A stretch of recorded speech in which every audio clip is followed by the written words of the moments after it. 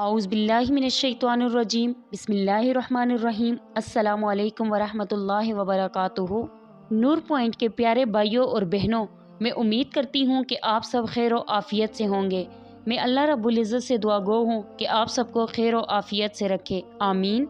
नाज़रीन, हमारा आज का मौजू है शाबान को शाबान कहने की वजूहात। शाबानुल मुअज़्ज़म इस्लामी साल का 8वां महीना है जो रजब और रमज़ान के माबैन है, यानी रजब और रमज़ान के दरमियान में है। ये उन 5 महीनों में से पहला महीना है जिनका चांद देखना वाजिब किफ़ाया है। वो 5 महीने कौन से हैं? नंबर 1 शाबान, नंबर 2 रमज़ान, नंबर 3 शवाल, नंबर 4 ज़ुल्क़ेदा, नंबर 5 ज़ुल्हज।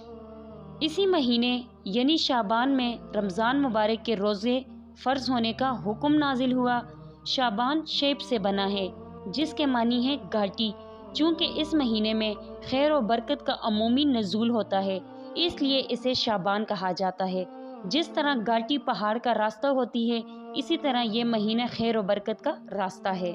नबी अलैहिस्सलाम ने इरशाद फरमाया, इस महीने यानी इसको शाबान इसलिए कहा जाता है कि इसमें रोज़ा रखने वाले के लिए बहुत सी बलाइयाँ शाहों की तरह फूटती हैं, यानी बलाइयाँ बहुत ज़्यादा होती हैं, यहाँ तक कि वो जन्नत में जा पहुँचता है। इमाम शाफी रहिमहुल्लाह फरमाते हैं, इस हदीस पाक का मतलब है कि माह शाबान में मुसलमान ज़िक्र और अस्कार, नेकियों और कुरान पाक की तिलावत की तरफ माइल हो जाते हैं, इसलिए कि वो रमज़ान की तैयारी करते हैं। अल्लाह रब्बुल इज़्ज़त हम सबको दीन की समझ अता फरमाए और दीन के मुताबिक ज़िंदगी बसर करने की तौफीक अता फरमाए, आमीन।